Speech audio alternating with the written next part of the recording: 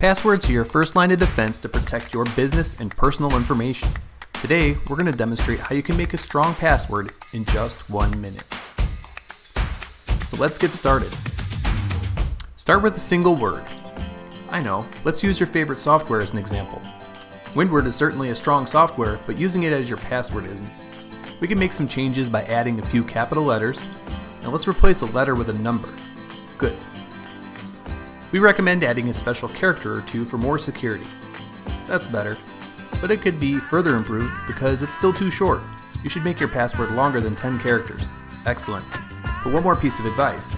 Don't just think of passwords as a word or two. You can make full sentences or phrases that you would never forget. Take a look at that. It's easy to remember, it's a strong password, and you only needed a minute to create it. There's your quick guide to making a strong password. Thank you for watching.